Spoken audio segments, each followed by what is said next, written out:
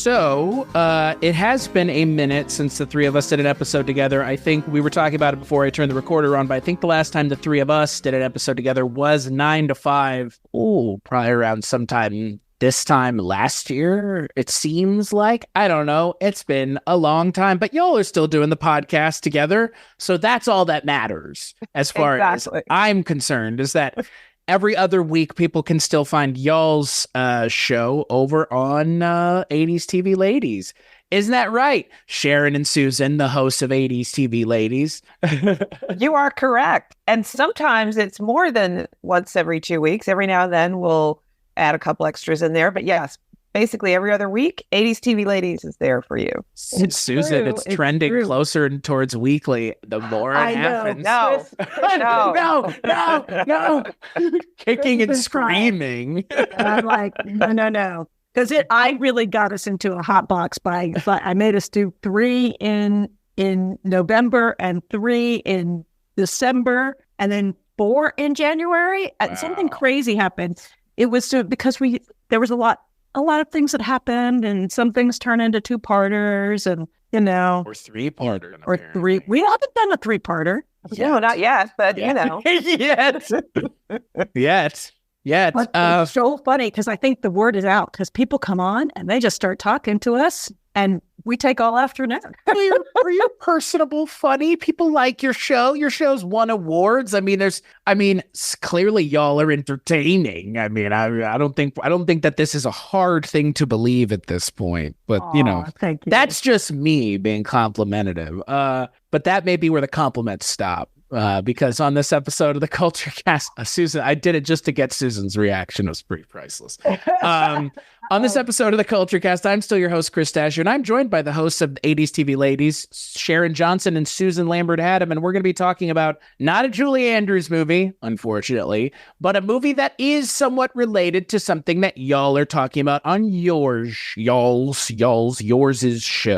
And we'll talk about that connection when we get to it. But on this episode of the Kulturecast, we're still in romantic, I wouldn't say comedies, but romantic movie month. And we're talking about a 1989 film with one of Hollywood's biggest stars in it, Robert Downey Jr.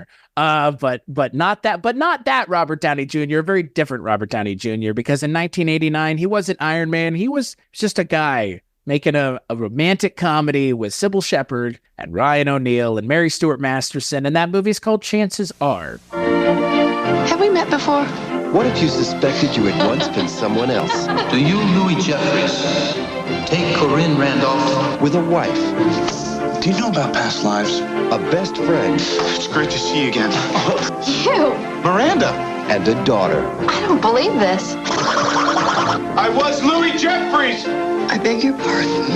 I got recycled. That lady's my wife.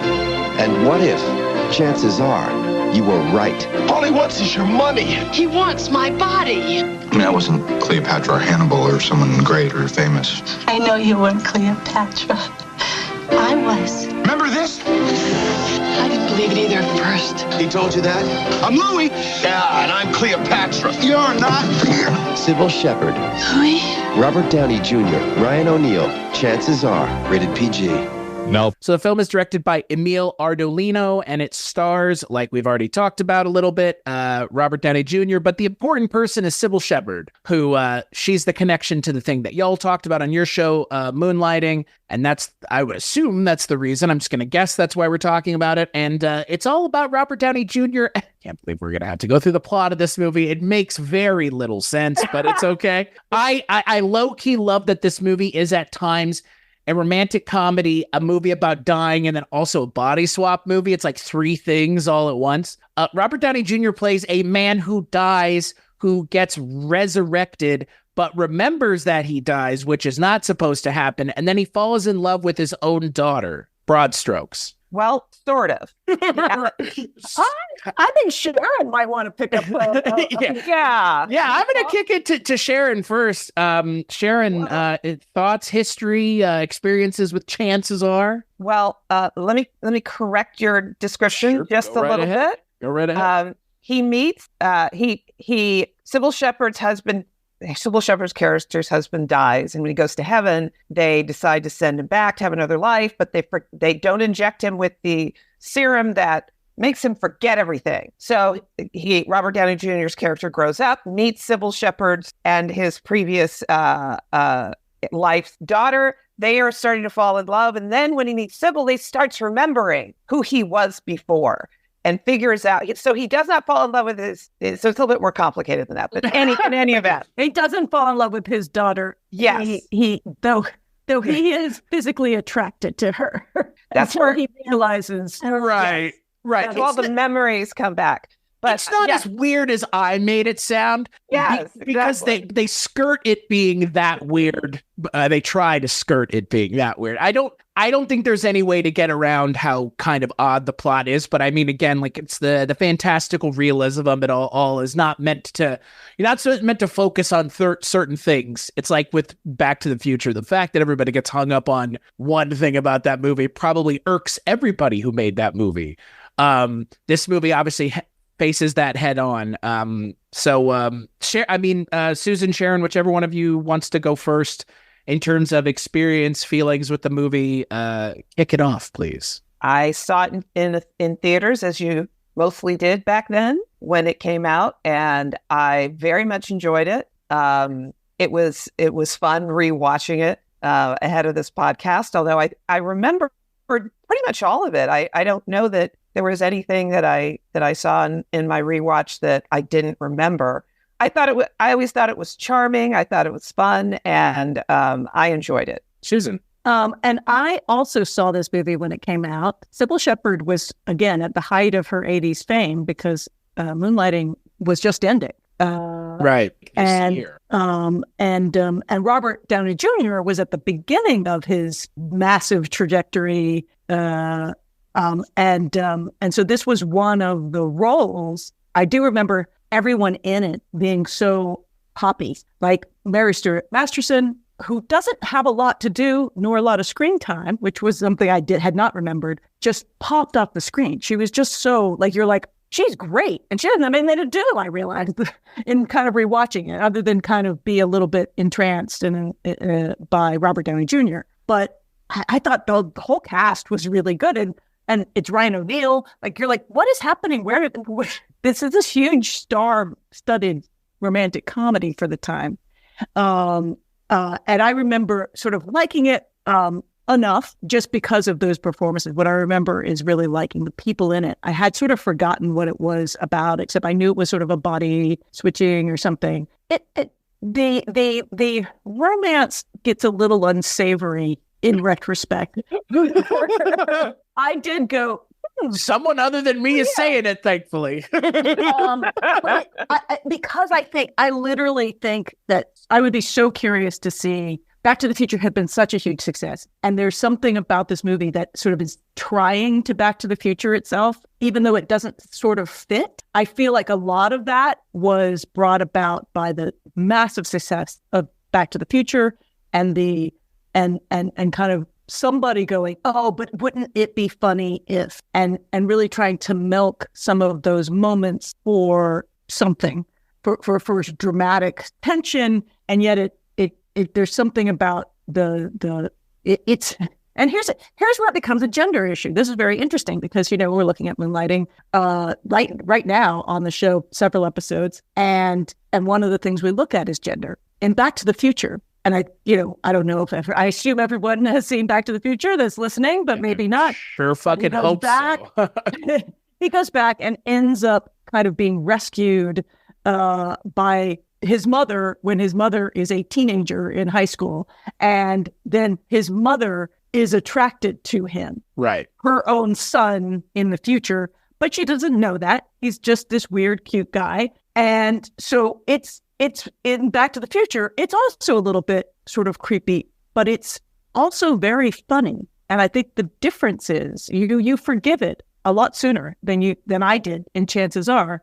And I was like, why is it not bothering me? Why didn't Back to the Future not bother me as much? Now, I haven't watched it recently. And I think, again, we are much more aware of how gender and sexuality and sexual attraction plays into consent and all those things. But it's a young woman being attracted to a young man in Back to the Future. And that's the whole driver. And from the get-go, Michael J. Fox's character knows that and is sort of scrambling away from that. Right. And that's where the comedy comes in and the joy of it. In this movie, they spend a little too long with him romancing Mary Stuart Masterson, his own daughter, before he realizes it. And then by that point, she's been entranced by him and then is sort of chasing him. But it's not nearly as charming. It's much less charming because meanwhile, her own mother is now, like, he's attracted to her own mother. And so it gets very, very weird very quickly. However, I still like the performances in it.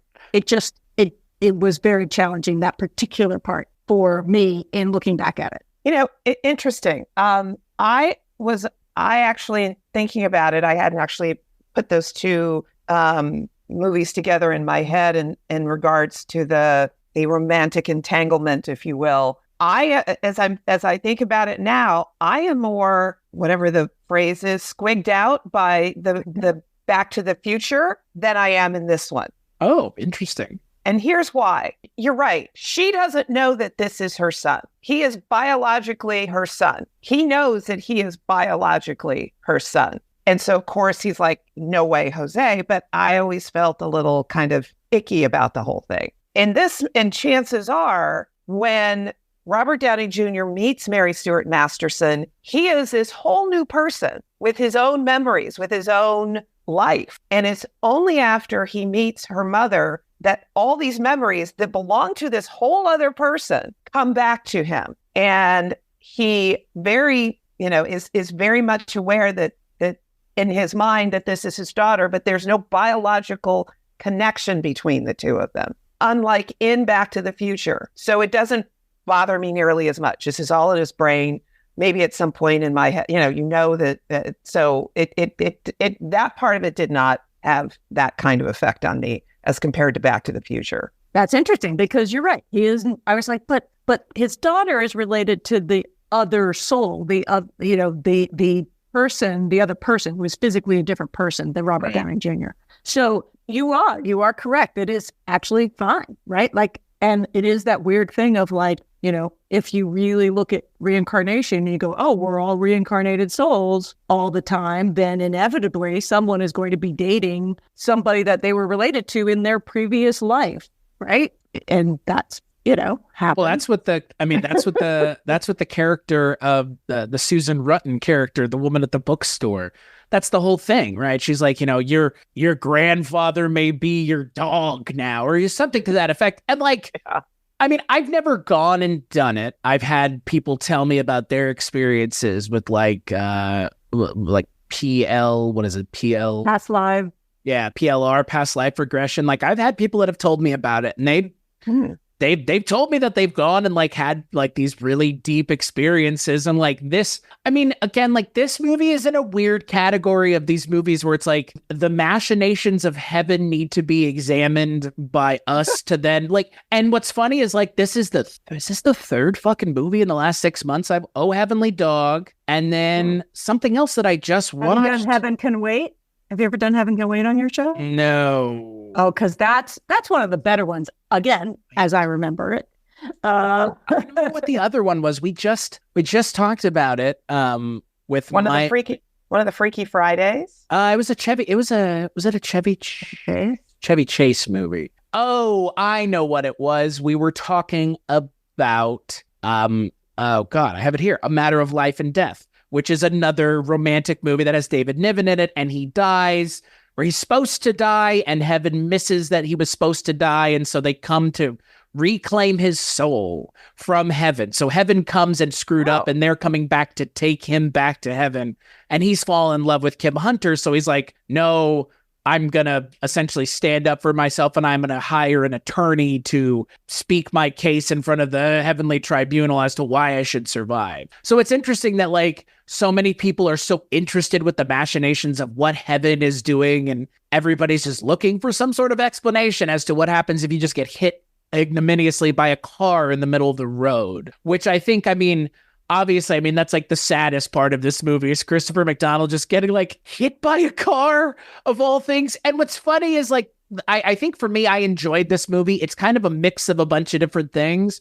There's some ghost in there too, like oddly, especially like the way he dies. Because correct me if I'm wrong, and the guy in Ghost dies while crossing the street, right? Patrick Swayze get hits by a car, right? But he's been murdered, right? And so that's the thing here. Like, I feel like there was a weird narrative. I spoiled Ghost. Long bastard. And anyways, the only thing anybody remembers from Ghost, I think at this point, is saddling up to the spinning wheel. But my point being, like, I feel like they narratively missed an opportunity in this movie because they introduced this thing with the judge early on, and they're like, he's an attorney and he's gonna find out that this judge is dirty, and it literally goes fucking nowhere. And then it comes back, and I shit you not, in the last, 5 minutes of the movie, they're like, oh, right, there's this thing that we could do something with. And it was like, wait a second, why wasn't that the motivation for why he was killed? Why wasn't that the reason he died?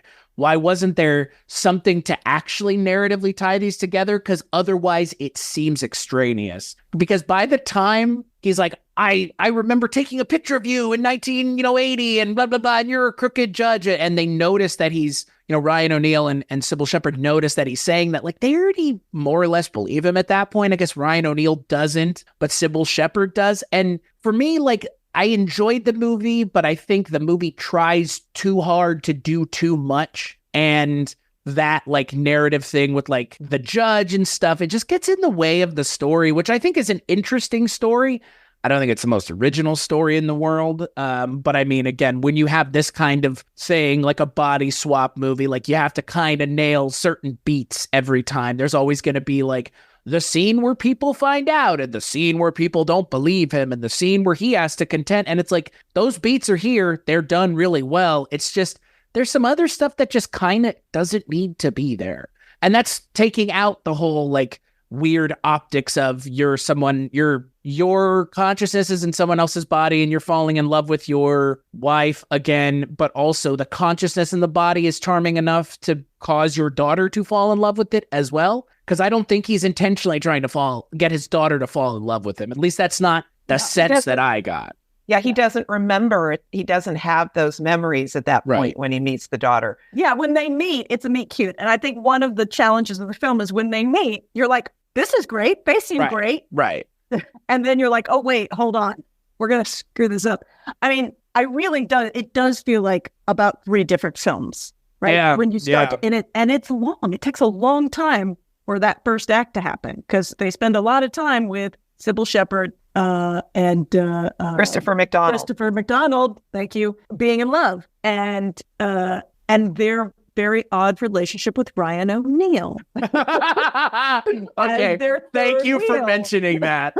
Ryan O'Neal, the house guest who just lives in their house with them after they're married. Like, movie, if you want it to be an unconventional relationship, I don't think anybody's going to say anything. Like, that's kind of what it seems like, right? Like, a little bit. But I think for me, what I always remembered about, one of the many things I always remembered about this movie is how, I don't know, I think on some level when I first saw it, because, again, there had been so many different kinds of movie swaps and stuff like that, I somehow thought that Christopher McDonald's character was they were somehow going to figure out how to bring him back. And they didn't. No. Very odd. And I found that a little heartbreaking because the idea that someone you love who has died comes back, that's wish fulfillment. Who doesn't want that? Who's had loss in their life doesn't want that.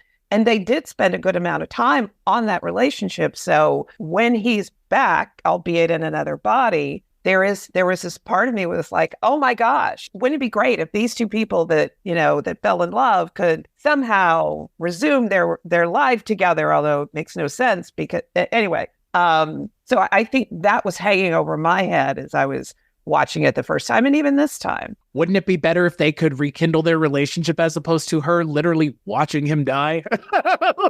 She literally watches him die. Like, that's the last interaction that they have up until he comes back. So it's very weird because the movie seems to forget what story it's telling in the last 5 minutes of the movie. It's like, oh, there's the thing with the camera and the lawyer and the judge. And it's like, no. The stuff with Christopher McDonald is why we're here. Don't just get rid of his character. Like, he literally is just like let out the door. We don't even know what happens to his consciousness. Effectively, it's like he's just gone, I guess. The mechanics of that inoculation are never explained, but it would lead me to believe that that's going to cause him to forget the life that he had before being reincarnated. Right. Which he forgets everything. So it's like even worse. That's just, okay, so they remember and he doesn't. Awesome. Like, how are they going to ever explain that to anybody? What happened? Like, oh, well, my dead husband came back in the body of this person here who's now married to my daughter. Like, well, do you explain that to anybody? I don't know. Probably not. That's just like something that's a very weird Christmas fucking shared psychosis story, right? for like a month. We all believe that our husband is back.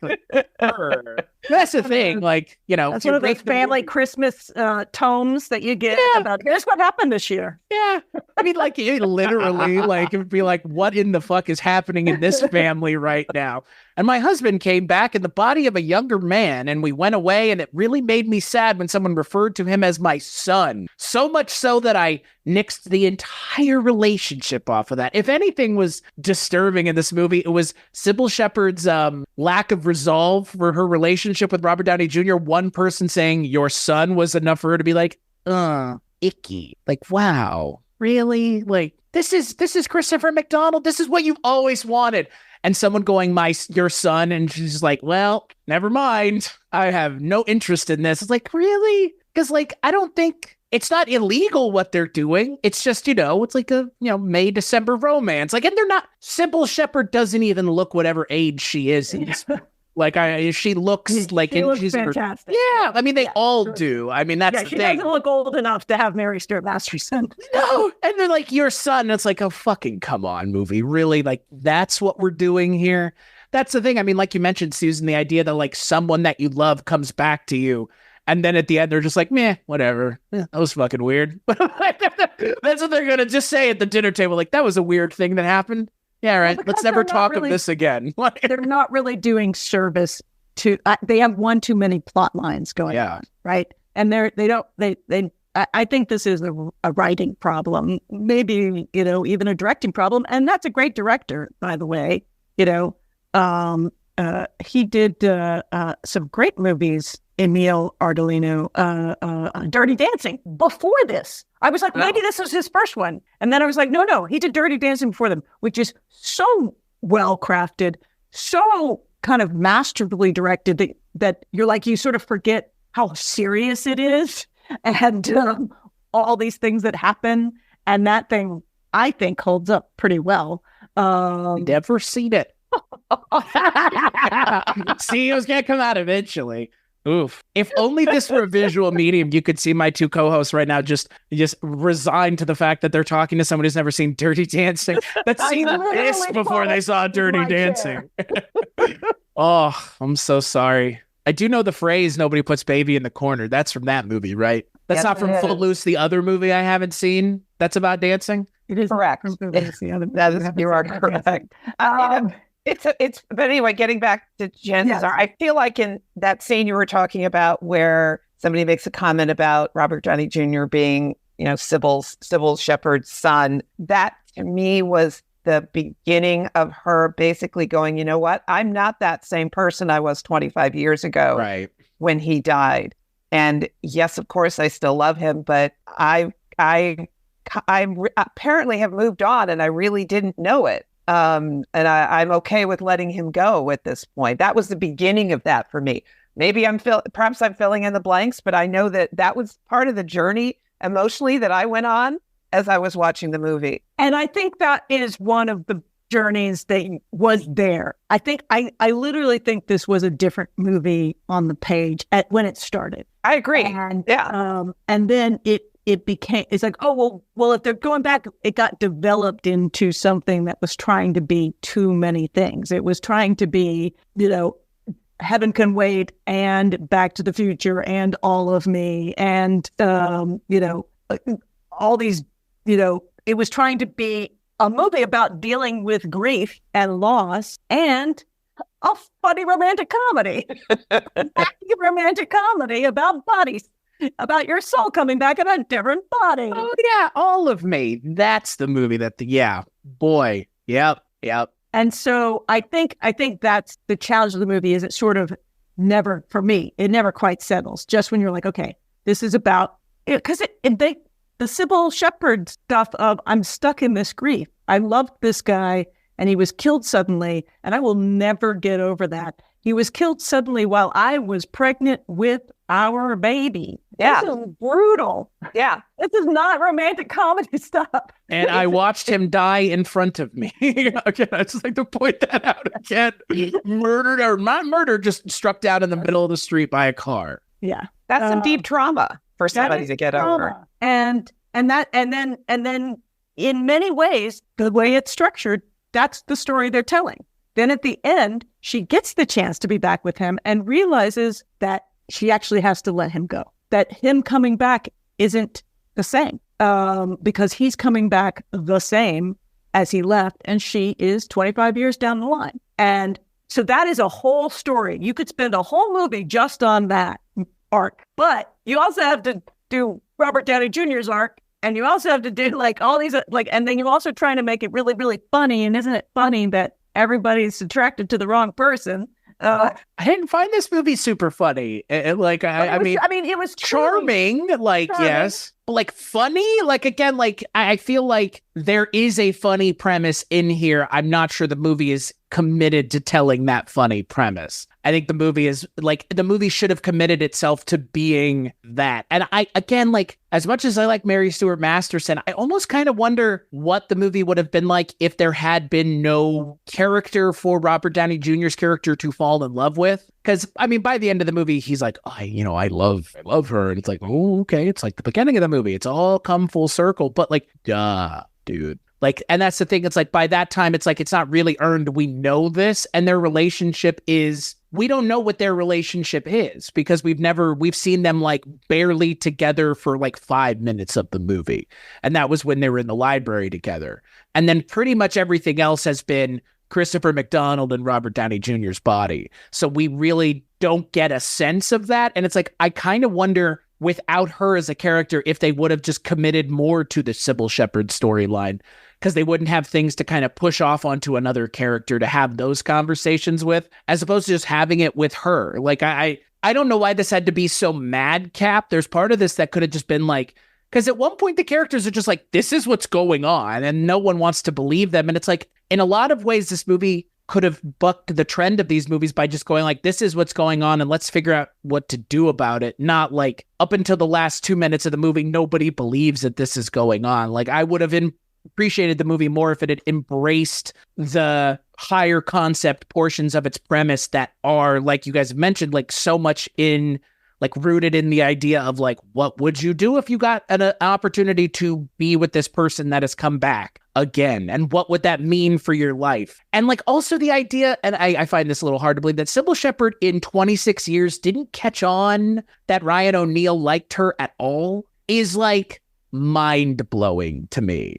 That's also like, I never knew you loved me. It's like, this guy has stuck around and helped raise your child and all these things. Like, at what point were you just like, he's not just here because he is a fan of children. Like, he's a fan of me. And I found that, I don't know, like Cybill Shepherd's character wasn't as well thought out as I think they thought she was. And they never gave her enough time to really do much with her character. It's very unfortunate. But again, like, this movie's trying to be more fun than an actual look at these kinds of things. It's not bothering itself with, how would these people actually react? It's like, it's funny to see Robert Downey Jr. and Cybill Shepherd together. Isn't that weird? Like, I mean, not really. Kind of work together, frankly. Like, Well, Robert Downey Jr. is very charming in this movie. It is, I would say, the movie that he was doing a lot of this kind of film at this point. Right. but this was one of the ones that, even though I don't remember the movie doing like outstanding. I think it probably did okay. It is one of the ones that sort of, they were like, this kid's going places. You were like, this is, this guy has a lot of magnetism on screen. It is interesting when you speak about Ryan O'Neal that they start the movie with basically, they're getting married and Ryan O'Neal, the best man, goes, I love her. And Donald's like, I know, it's fine. Like, what? And it really does. You're like, again, there's levels of weirdness in relationships that go unexplored completely. But I think I'm going to say there's also a little element of 80s movie making in this, which is everything goes unexplored, right? Mm-hmm. You couldn't do things like that in a movie now without, 12 people on the development team going, hold up, and the actors going, hold up. Right. And again, it really does feel like it is literally just the setup for a payoff for a joke at the end. But otherwise, it doesn't give Ryan O'Neal any credit whatsoever. It's like, they're getting married. I love her, so I'm sticking around. Like, you kind of are like, oh, he's going to turn out to have murdered Christopher O'Donnell. Yeah, that's what I thought. That's where I thought that was going. Like, again, like in a different movie, that is what happens. Like in a movie that just goes, okay, if we cut out all the extraneous noise for 2 seconds, what is the story at the center of this? And it's not the lawyer bullshit. It's nothing else. It's these 2, possibly 3 people.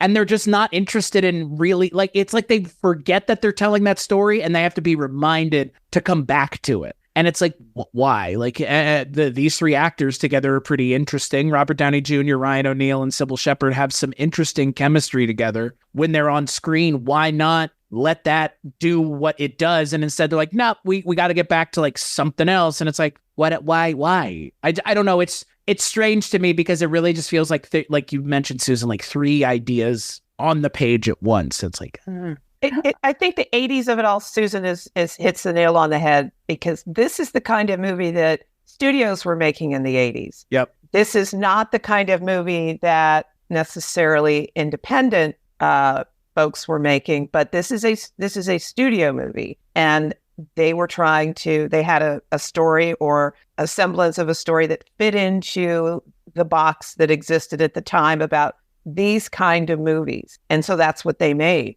There is a very interesting story here when you take away some of that 80s-ish, fun, heightenedness of it. But that wasn't what they were doing back then. So they stepped away from as much of that as they could, while still trying to and put as much fun into it as they could. A little slapstick here, a little joke there. Isn't it funny that he looks like he could be the daughter of the woman that he fell in love with in his mind. This is the love of his life. And the Ryan O'Neal of, he's been pining for her all these years and she had no clue. All of those things were very much 80s movies kind of things that didn't require a lot of thought or a lot of depth. Right. So. And hey, they even have Mark McClure, who plays Marty McFly's brother in this movie. At one point, talking to Robert Downey Jr., and I was like, that can't just be I know it's just a coincidence because he's just an actor, but I was like, this movie, this plot, this topic, like it's not an accident. And this tone, the tone of the movie, I think at some point, someone in Back to the Future was in somebody's head, and it's not the right tone for this movie. Well, yeah, it is what it is. Like, it's not like we're going to remake Chances Are, but it does feel like it was sort of trying too many things. Right. And so and I think the reason that, again, that this movie, some people love it. And some people are like, this is ridiculous, right? It's one of those movies that there's a very, for people looking back on it now, it's like, oh my God, I discovered this movie, it's so great. People still kind of fall for it. And I think it's the sincerity of Cybill Shepherd, right? Like you actually, there is something in that pining for the lost love, And there is something in them, and then having the opportunity to have that for a moment that actually feels like the movie they should have let kind of leaned into, and then given up a couple other things that felt more Back to the Future-y.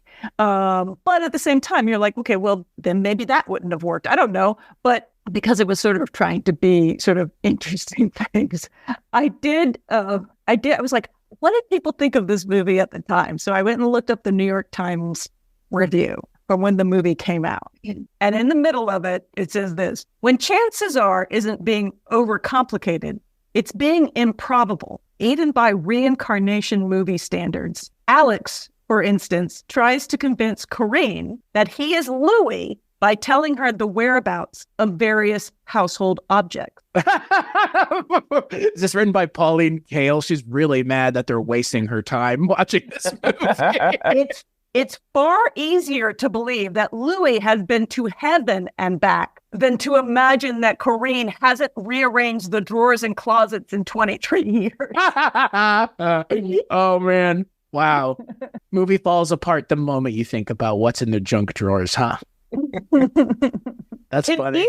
Can either of you think about a movie that, especially a drama, that took this sort of premise seriously, where there was a reincarnation, a person who came back to life and tried to fit themselves back into the life of the person that they love, that loved them? I mean, I haven't been able to come up with one, but so I don't know.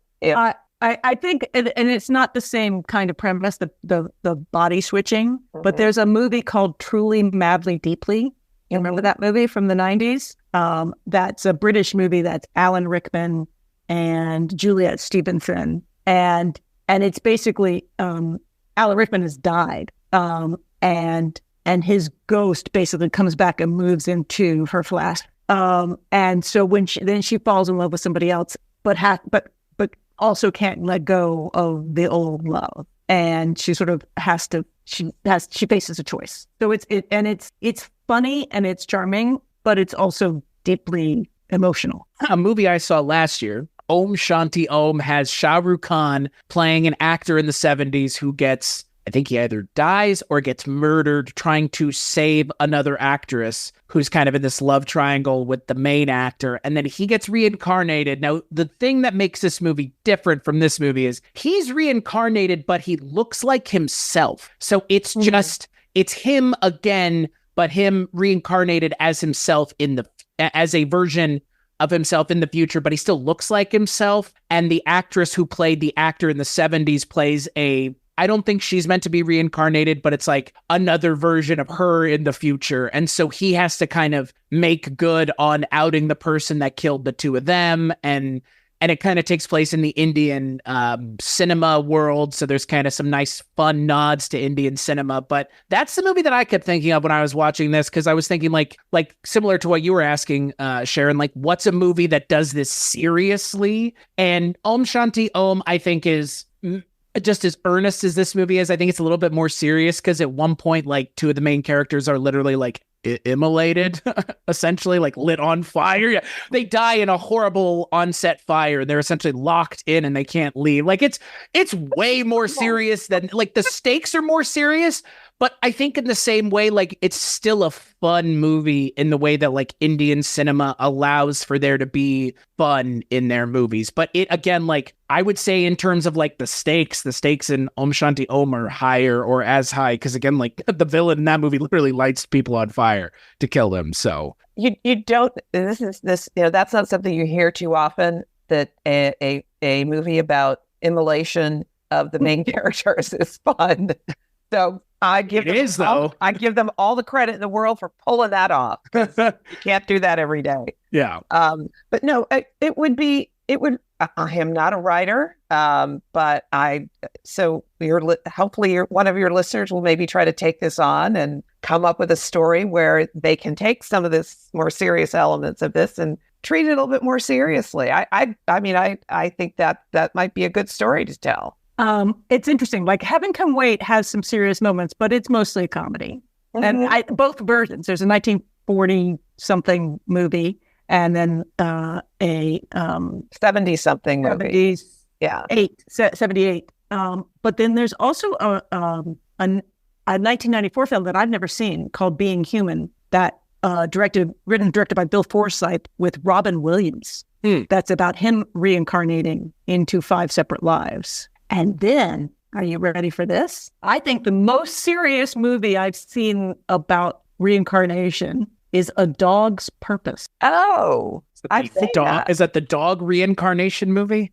It is. And it is, I took Dash, it was 2017, and I took my son, and I thought it was going to be a dog movie, right? I'm like, oh, this is going to be a dog movie, and it might be a little sad, but it'll be fine. It's it's multiple reincarnations. So the dog dies, it gets reborn multiple times. What are you doing to yourself, Susan? However, what I will say is they kind of pull it off, because it's both horribly sad, but then there's a puppy right after. I would suggest, Susan, since you're mentioning A Dog's Purpose, a little bit of a side tangent. There is a joke that you would probably find immensely funny sandwiched in the film Strays that makes direct reference to A Dog's Purpose. With Josh Gad of all people reprising his role. It's really funny. And now that I know you've seen A Dog's Purpose, yes, I can now. You should search. I actually found Strays to be a funnier movie than I think anybody I knew was talking about last year. But I digress. This is the thing that I was surprised by is chances are it's not funny at all. It's really not a funny movie. And it's I watched the trailer for it and the TV spots, and it was being billed as a wacky comedy. And it's not really I don't know when I laughed, if I laughed. Maybe Robert Downey Jr. just kind of hamming it up, but it's not a funny movie. Not the way that some of these other body swap movies are. I was going to say, I'm going to say that it actually has funny moments, and the performances have comedic moments. I think the performances are a reason to watch this film, because Agreed. You're they're individually each great. You're right. How did they pull this off? How is she pulling it off? I think Cybill Shepherd is fantastic in the movie. And you're she should be doing better movie. Well, that is kind of the problem with this movie. It's it almost feels in a lot of ways, maybe not Robert Downey Jr. and Mary Stuart Masterson at the time, but this might have been beneath Cybill Shepherd and Ryan O'Neal. Given Cybill Shepherd's her visibility at the time, yeah, but you could see why she at the same point. I see why she would have picked it to do, because it was very different character from Maddie Hayes. She was I think it was, I have to take something that is comedic, because I think it would have been harder to do a straight drama coming off of Moonlighting, or this was in between the last two seasons. It's just interesting when you're what's the career path I'm doing, and God knows Robert Downey Jr. has done a lot of having a career path and then having it go off the rails, ain't that the truth? Very far, and then bringing it back on in big ways, and so it's interesting that all of the people in it. Christopher McDonald is great in it, and yet we know him. It was very hard for me to look back at this and take him as a romantic lead seriously, knowing the rest of his body of work now. I think it was it was perfectly fine when I saw it at the time. But he's done so much comedy where he's played the snarky bad guy, the sort of over the top guy that. To really buy, I kept waiting for that Christopher McDonald to show up, and he doesn't, and it's very sincere. And so, but at the same time, I think it made it hard looking back at it to sort of take his love for her as seriously as it is portrayed in the movie, just because I know that actor's other work, and he's so tied for me to the other work that he's done. That is a very different kind of characters. Yeah, a sniveling shit is what I would call most of the things Christopher McDonald. For me, it's like about it. Happy Gilmore. I mean, for me, growing up, it was Happy Gilmore and Flubber, and he plays the villain in both of those movies. Yes, Shooter McGavin. I mean, really ruined him for romantic comedy. Yeah. I mean, that's his role. Like, you know, I mean, that was when I got to speak to him many moons ago. That was one of the things he just would never stop talking about. We weren't even talking about Happy Gilmore, and that's what he wanted to talk about. It's like, okay, like that's the thing you're known for. But yeah, he has a weird energy that I don't expect from him as an actor, because that's not the energy that he ever gives for the most part, other than like what, Grease 2, where he's like kind of supposed to be charming there. But for the most part, I don't think of Christopher McDonald as a charming actor. At least that's not the dial that he's being asked to turn on very often, as it were. Yeah, so I think but it was early enough in his career that he was doing that kind of stuff, and so it was just sort of interesting because I don't remember having those same thoughts when I watched it back in the 80s. Right. But then as soon as he came on screen, I was like, wait, is he kidding us?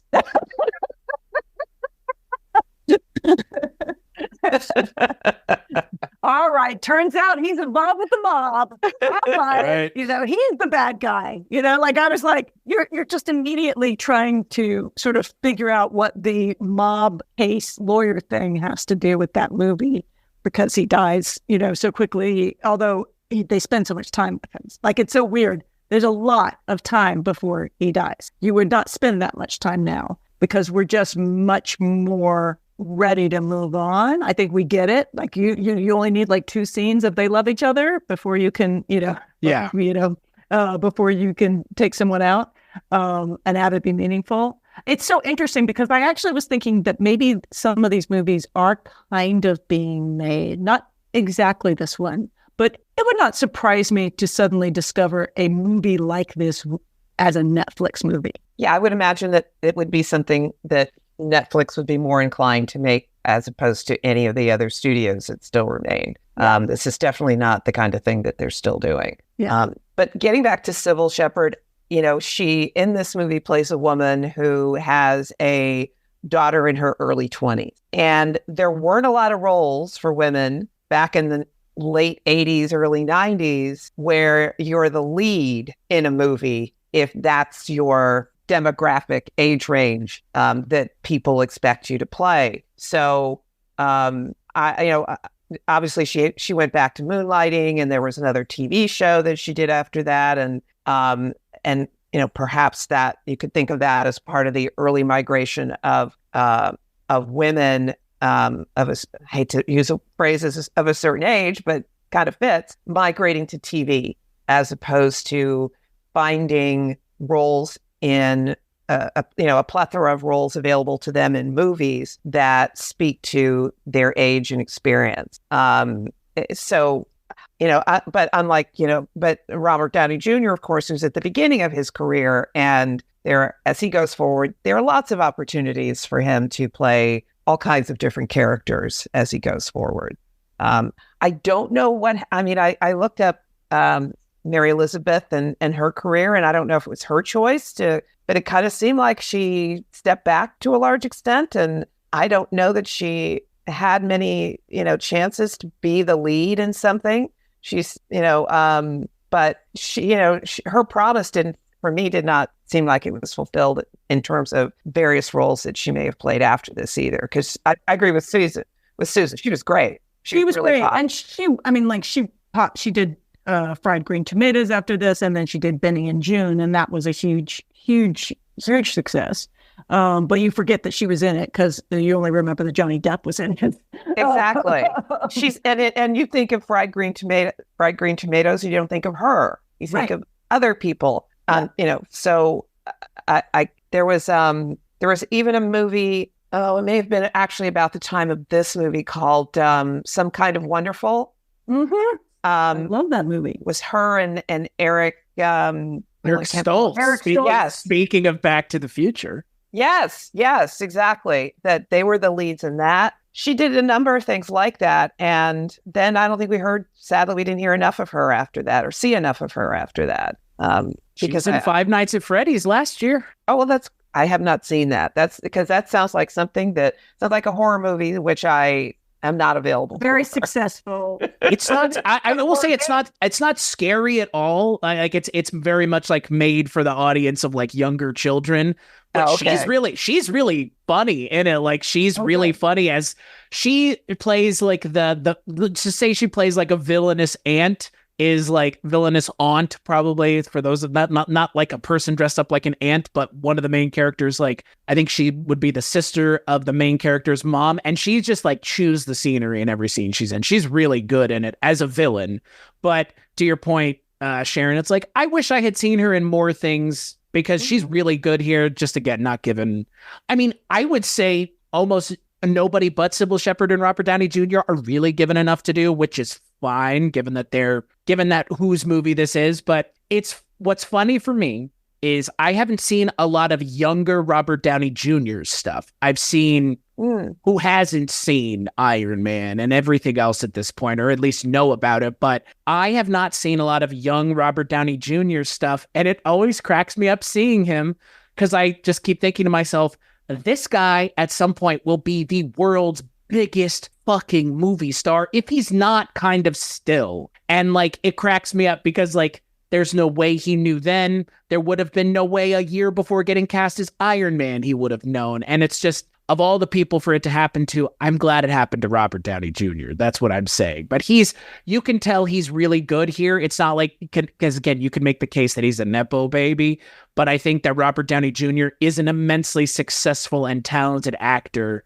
And this movie is worth checking out in a lot of ways because he is in it along with Cybill Shepherd. The two of them make this worth checking out. But it's always weird to me to see a very baby-faced Robert Downey Jr. in anything because he has weird energy. Yeah. He was doing a lot of amazing work in the 80s, right? He was in Less Than Zero and True Believer and Johnny Be Good and Weird Science. The range of what he was doing was really interesting. I don't know if you've ever seen it, a movie he did not long after this called Soap Dish. Oh my God, I love that movie. Which he's great in, as is Sally Field. And Kevin Kline and Whoopi Goldberg. Whoopi Goldberg. I mean, it is adorable. I would watch this movie. It's an adorable rom-com, and it's written by the same writer who wrote Steel Magnolias. It's one of the funniest movies I've ever seen. I remember seeing it in the theater and thinking, this is going to be a big hit. It wasn't nearly as big a hit as it should have been, as funny as it was, and with the cast that it had. So good. There's another movie he did shortly after Chaplin, was released after Chaplin, called Heart and Souls. Another ghost movie. Yeah, romantic movie. But there were 4 people he was trying to get to heaven, basically, or trying to get them their wish fulfilled before they went to heaven. Love that movie. Love that movie too. And he was fantastic in it. And then of course you go back to romantic comedies. There's Only You, which he did a few years after that, which I also really like, with Marissa Tomei. Tomei. I think that's the movie of those movies. That's my favorite. Although the Heaven with the Heart and Soul is pretty, but it is sort of, that's like that era Robert Downey Jr. That's what he was known for. That was what he was becoming successful with.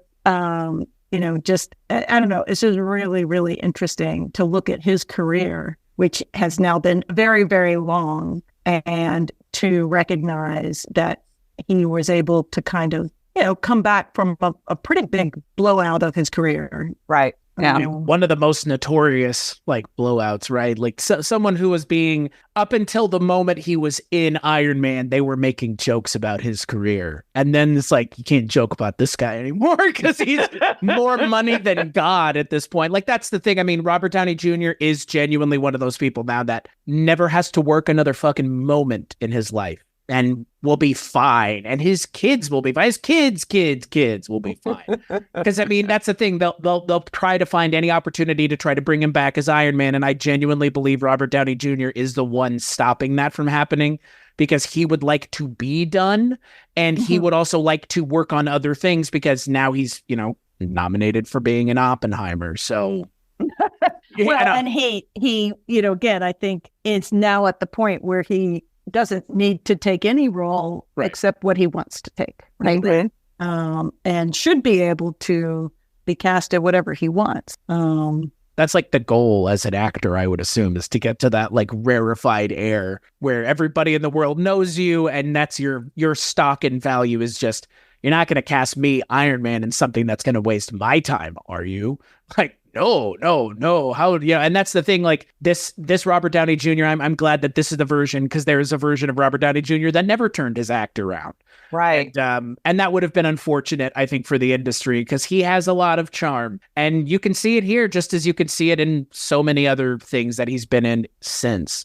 I mean, his energy is so weird, but I love it. And what always cracks me up is whenever I see him in things when he's young, he looks like Robert Downey Jr., but he doesn't, if that makes sense, right? He just kind of looks like, well, that's Robert Downey Jr., and I know that's him, but it just doesn't quite look like him. He's just young Robert Downey Jr., he just has a very manic energy. And I'm not saying he doesn't now, but he seems to be able to focus it now. Before it was just kind of all over the place. And he's kind of all over the place in this movie. But yeah, he holds the movie together, I think, a lot better than most other people who might have been cast at the time would have. I think something about his charisma really does a better job in grounding the movie and something worth checking out. Because I feel like for me, there are better movies like this. I just think that there aren't other movies that have Cybill Shepherd and Robert Downey Jr. doing this together in it. So that for me would be the reason to watch this movie, kind of solely almost, the two of them. Yeah, I have to agree. And without the two of them, I don't know that we'd be talking about this movie today. No. Yeah. I mean, I talked about a lot of body swap movies a couple years ago. Richard was subjected to, was it Like Father, Like Son, which was it Dudley Moore and Kirk Cameron? And then we watched 18 again and vice versa and Dream a Little Dream. Like, I think that this movie is probably better than those movies, but I think it's in that same conversation of like, body swap movies in the 80s when that was like a thing that everybody was doing and they were trying to figure out what was like the kookiest combination. And now the kooky combination is Robert Downey Jr. and Cybill Shepherd. Like, that's the kooky combo. Charlie Schlatter and George Burns is one. Like, that's the thing. Like, this doesn't feel, when you suggested this movie, Susan, it didn't feel like the kooky premise was going to be the point of the movie. Like in 18 again, where it's like, it's George Burns in a young guy's body. Crazy. Like that. Maybe they should have leaned on it more here and it would have been one of those kinds of movies. That's kind of what I wonder, because it does kind of not pick what genre it wants to be intentionally. And that for me is a problem. I think simply, as you were saying, Sharon, I'm going to bring us back to roles for women of a certain age. So this was 1989. So that would have made Cybill Shepherd 39. She was 39 playing a woman with a 23-year-old daughter. Yeah. Okay. Now, when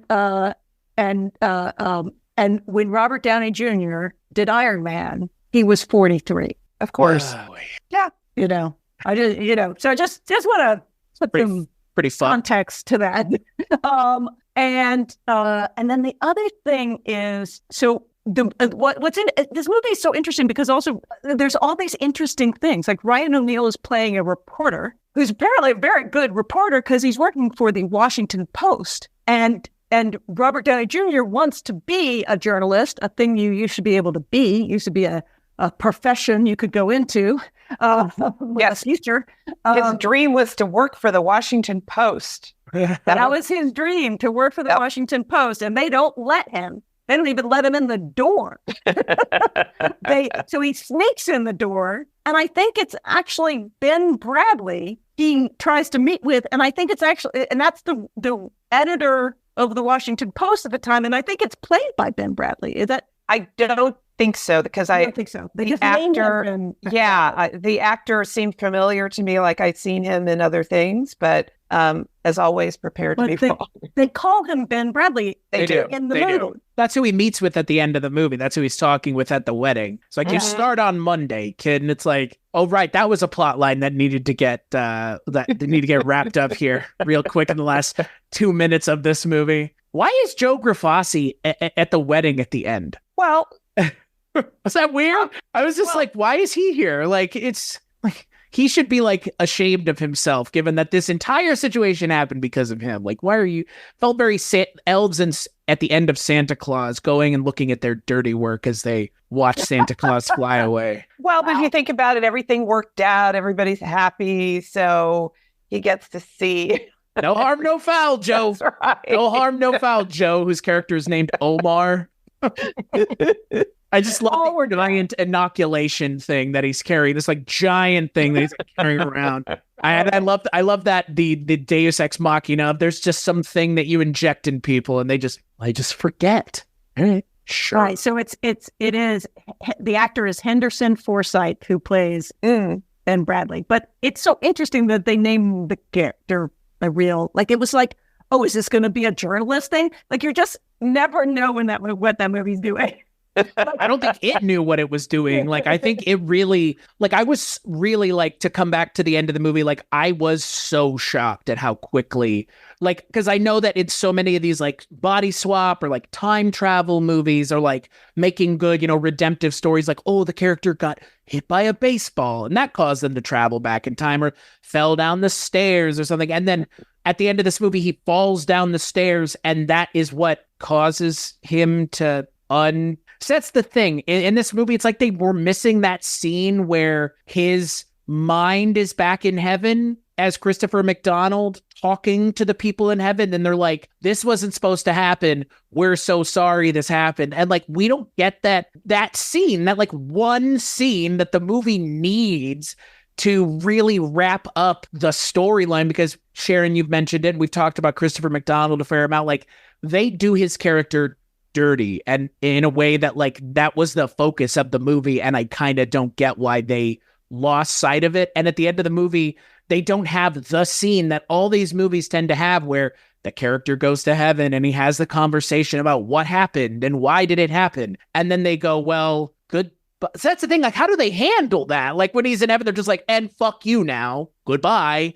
Like, well, that I don't know. They wrote themselves into a corner, I guess. Well, if you remember when Christopher McDonald's character goes to and dies and realizes they're sending him off to heaven, he's like, oh my God, I got to go back. And so he goes to the other counter and they're like, okay, we're going to send you back. But they didn't give him the injection that would make him forget his past life. So Joker Fosse had one job. Exactly. And missed it. So when those memories resurface, that's when the hilarity ensues and the movie happens. When the character falls down the stairs and is in the hospital unconscious, that's when Joe comes in and gives him the injection that he should have gotten way back when. And so the memories of Christopher McDonald go away, and as does his character. So that's what happened. And that's it. And it's like, yeah, how is that a I don't know, like, how is that a good conclusion to your movie? How is that a satisfying conclusion? Because it feels like they're not doing service to the story that they were trying to tell. Well, that was one of the things, as I said before, that when I watched the movie the first time, I fully expected that somehow that this would all work out, that not only would Christopher McDonald, quote unquote, live, but also the character that Robert Downey Jr. played before the memories came back, that they both somehow would be in the movie at the end. But what they didn't do that. They basically had Christopher McDonald's character and those memories move on as they should have when he died, and the memories of this new character that lived in Robert Downey Jr. come back, for whatever that's worth. They needed the guy from All of Me to put Christopher McDonald's soul in the bowl. Yeah. Okay. It's weird that there was no conclusion to the Christopher McDonald story other than just like, he's gone now. And they just hand wave yada yada him out of the plot. And it's like, I mean, I felt like that was part of the story, but it's not, but it is, but it isn't. Like, yeah. And, again, and Ryan O'Neal just sitting there biding his time. I know. Oh, man. What is that all about, huh? Didn't they mention, though, of other women he had dated, or... And that's the thing. He has dated. He talks about like being married twice, but they didn't last or something. When they're in the car, he does. He sort of alludes to the fact that he's had 2 failed marriages. Mm-hmm. Right. So it's not like he was truly waiting around. And so you're like, I'm constantly thinking there's going to be a different resolution to their relationship. And it's not inconceivable, but at some version of an early script, he was the bad guy who set up the mob thing, who got him killed. And then they're like, no, we're going to get Ryan O'Neal, so we need him to be a good guy. Just change it. Is there a version of this movie that you could make where it, by the end of the movie, is there a version of this movie that you could make where Cybill Shepherd and Robert Downey Jr. end up together and that's a believable ending to the movie? Sure. Okay. Yeah. Okay. I'm just not with the daughter. Right. He comes in with. I think you have to. There is a version where it's like, this is my soulmate, and then we got to meet again, and this is my second soulmate, and because he seems down with it. Like, he's so down with it. Like, Robert Downey Jr. as the Louis character is immensely interested in getting back with Cybill Shepherd, and she has to like fend him off with like a fire poker. And I think that's the challenge, is once he has those memories back, he acts with the character in that moment. He acts like he's only Louis. And you're like, but he has lived 23 years. Right. As the other character, as Alex. And so it's not like Alex completely disappears. There's no, like, what am I doing? He doesn't second guess himself in the way that it should be both of them in that body. He should be all of me at that point. Well, and that's the thing. I think I wonder if the conventions of the way the story is told and the mechanics through which they're doing the body swapping or kind of all that, I wonder if that definitely contributes to the movie's kind of muddiness. Because again, if it were clearer how this worked, maybe that would make the way that it resolves make a little bit more sense. But yeah, it's just like, oh, and then this just happens, and then this just happens. It's like, okay, sure. I have an approach that works for me when I go and see movies sometimes, in that whatever is happening on screen, I just need an explanation for it. It doesn't have to be a good one. Fair. But as long as the movie has basically said to me, this is why this is happening, then I will go on this journey with the story. But it's when they don't give me those pieces that they start to lose me. Because if I'm sitting there thinking about, well, what about, then I'm like, okay, then I lose my way and I lose my interest. But if they, however, they're clear with the rules for you. Exactly. Or whatever, this is happening because I don't have to like the because, I don't have to agree with the because, but they've given me a because. So I'm fine. I'm heading down the lane on the journey that this movie is taking me on. And I guess at the end of the day, for me, it answered enough questions as we were going for me that it didn't pull me out of the movie, and I went on the ride with it and enjoyed it. Yeah, because Sharon is the best audience. She is. It's not a bad thing. I was about to say, I wish I could enjoy movies like that. Jeez. You want every audience to be filled with Sharons. Yeah, for real. No, don't worry about it. They won't worry about it because we told them that the reason that he can't show up again is he's out of town. Yeah, it's fine. Then I'm going. It's fine. Works for me. All right.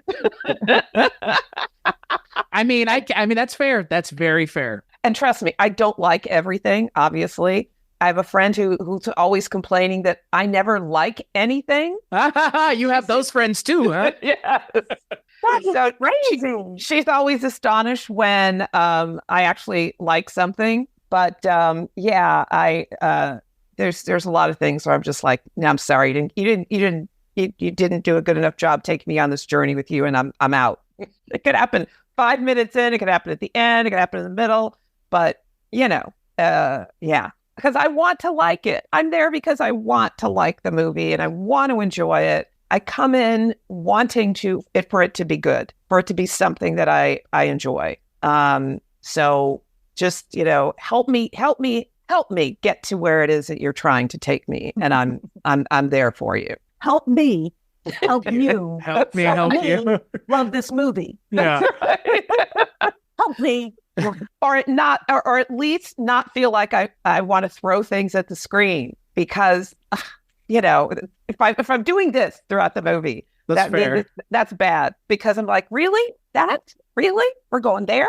Makes no sense. Can you imagine seeing the live performance of After All at the Academy Awards that year? They probably didn't do those performances, but this movie was technically nominated for an Oscar for the original song After All. So, which is an odd thing.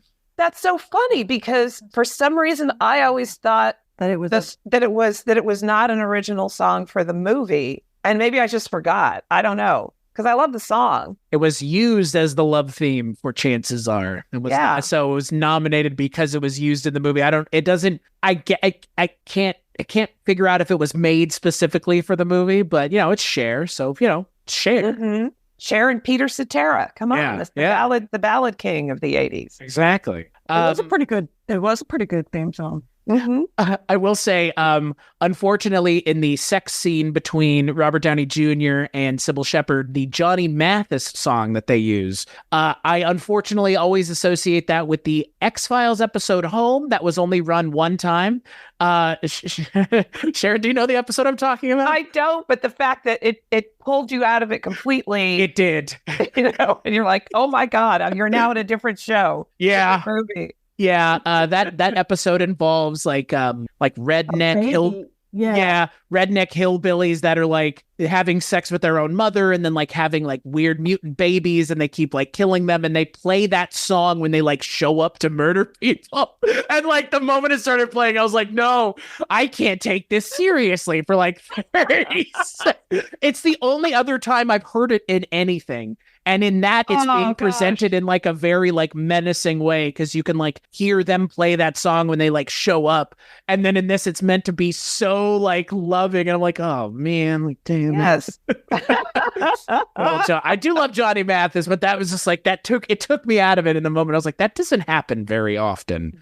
That would definitely pull you out of the movie. Absolutely. Well, this was the time also, and we don't get it that much again. I know they exist, but they don't exist in the same way. It was the 80s was the time of the movie soundtrack. Right. Album, right? Yes. So that was huge.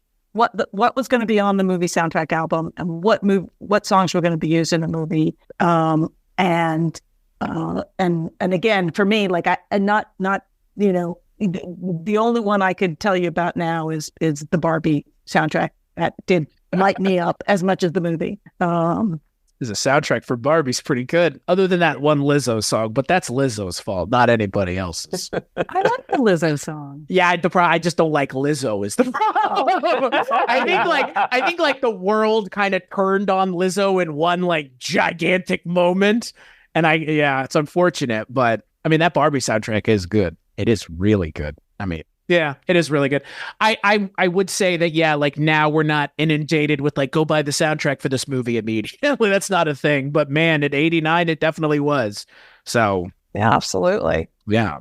Final thoughts on Chances Are, starting with you, Susan. Great cast. We're seeing for the cast and their performances. And if you want to know what a perfectly 80s movie was. Sharon? I echo everything Susan said, and I will add that I think it's a lovely example of a light rom-com, and it just, try not to think about it too much as you're watching it. And hopefully you have not seen that episode, the aforementioned episode of X-Files. Yeah, don't. I wondered if I should bring it up, but like it was just so. Now I'm not going to not think about it. I think I'm okay because I'm never going to see it. I can't watch the X-Files. It's too scary for me. That's fair. And I have Johnny Mathis embedded in my brain. So, and his songs and everything. So there's no way for it to be spoiled because of that. That's fair. See, that's the thing. That was the first time I'd ever heard Johnny Mathis was in that. And then I ended up hearing it a couple years later because they use Johnny Mathis, I think, in Dexter a couple times, or it's either Johnny Mathis or Andy Williams. But I don't want to ruin Johnny Mathis for anybody else. But if you're a fan of the X-Files, you know what I'm talking about. I enjoyed this movie. I mean, it's kind of a throwback to other things that I've talked about before. And it's not that rom-coms aren't my jam, but it's not something I necessarily go out of my way to watch. So anytime that it's like, let's watch this one that I like or something, about it makes me want to rewatch it, I'm never gonna say no. So getting to watch early Robert Downey Jr. movie is pretty fun too. It's a weird movie, fun movie, worth checking out. I don't know if there's anywhere you can stream it right now. Maybe Tubi. I know that we have been trying to do a better job about addressing where you can see things as of recently. Streaming. Where did I find it? Is it a Tubi thing? Make sure I don't want to misspeak here. I did watch it on where I don't know that I watched it for free. I believe it's on Prime Video. So it's for the low cost of $3.59 or $3.99 depending on where you get it. So I mean, there are plenty of these kinds of movies from the 80s. We've mentioned a bunch of similar ones, but I mean, again, young Robert Downey Jr., Cybill Shepherd, not a bad mix. So yeah, definitely. Thank you for introducing me to this movie, and thank you for the conversation about it, because I probably enjoyed the conversation more than I did the movie. That's okay.